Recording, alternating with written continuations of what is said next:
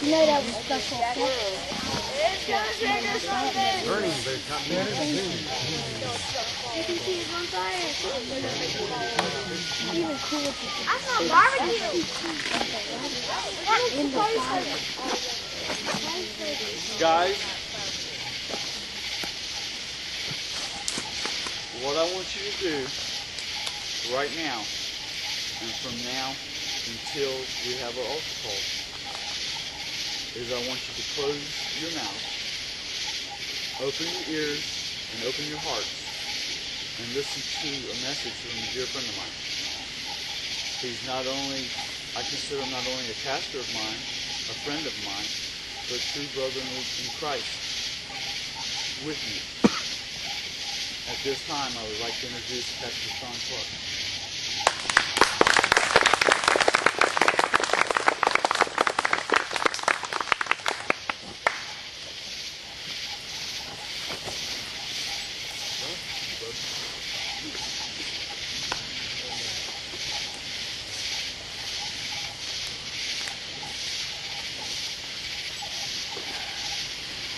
People always trying to tell me.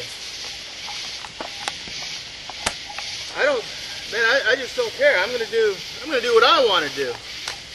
I'm gonna do what I want to do. I'm gonna do it the way I want to do it. I'm gonna live my life.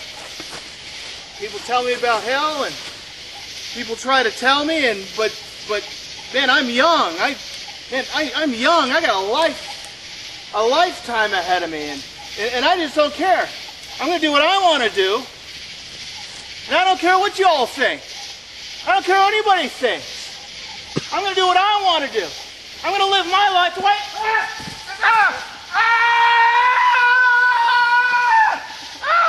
fire! Oh, the fires of hell! The outpost, the commander was right. The pastor was right. Oh!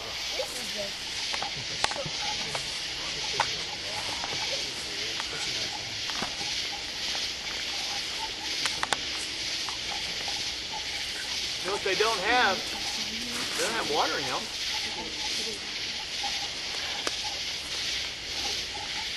I don't know what kind of an understanding we have about heaven and hell.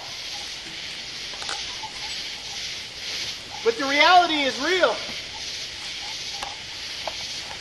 One side, there is hell. And it is real. And Satan is real. And he wants to take every one of us to hell. And then there's Jesus. And he loves you completely and perfectly. And he wants to take every single one of us to heaven. And that's where I'm going. There is no doubt. On this side, the devil. Suffering. On this side, Jesus. Everlasting love. No more crying, no more dying, no more pain, no more suffering. But not only that, he came to not only give you life and life everlasting, but life more abundantly and a better life as we live it out here. I expect to live quite a good time longer. And while I'm living here with you, I want to have a life that is blessed and that is wonderful. Can you imagine that? Where I fell in that? The devil would have things called traps, snares, temptation, and things laid out for you. And for me. For every one of us. Because he wants us. He wants to take us, ruin our life, and take us to hell. Do not be deceived and do not be tricked. But these things are real. And it says we're walking out our life. And I expect every one of you to live well. So I ask you this question. As the devil would seek to lead you astray, who are you following? Who is leading you? And I ask you this. Who is following you? Who are you leading? Believe me, people watch and people see and people need you and I, that they might be led toward Jesus and not led away from Jesus. And so, pause for a moment and consider the people in your life that you run with. Are they good?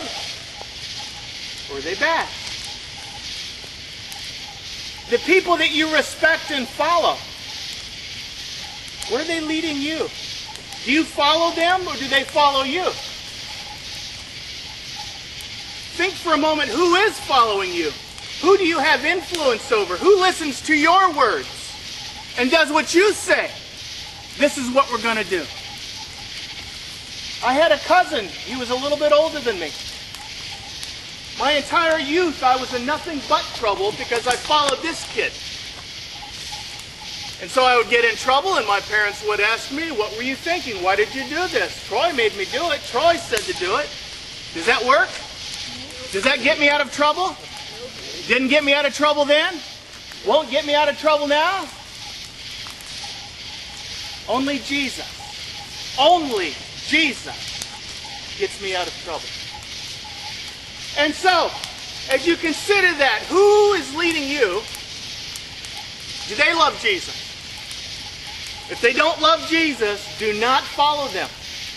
If they don't call Jesus Lord,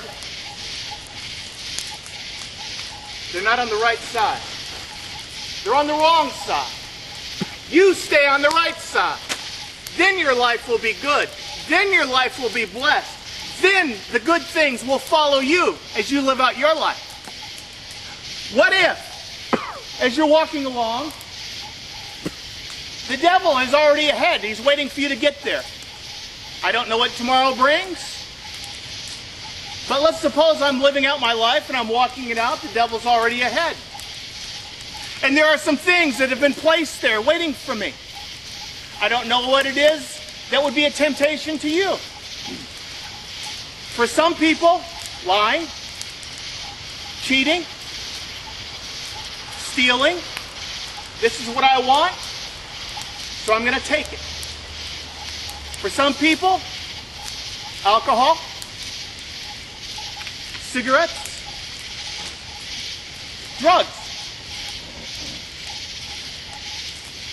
pornography, dirty magazines, the internet, these things that aren't good and it's not healthy for us, it's bad. And so as we're walking along and we come across it, what are we going to do? Are we going to turn from it? Are we going to turn from evil and do that which is good? Life is all about decisions. And when the time comes and the decision has to be made, the devil is already there.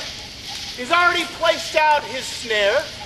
And so you're walking along, the path is laid out for you, and there you are. Now what are you going to do? What are you going to do? Ah! Oh, Lord! Help! There I am!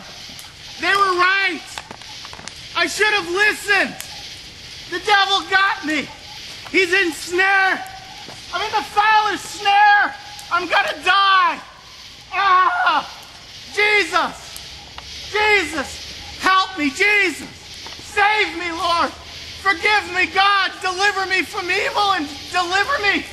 Save me, Jesus! Jesus! Jesus! Jesus! Glory! Help me, Jesus!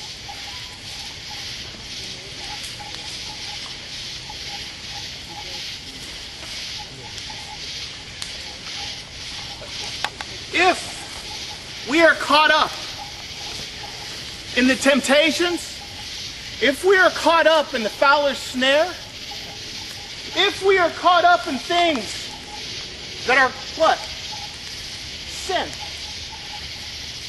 If we are caught up in the sin.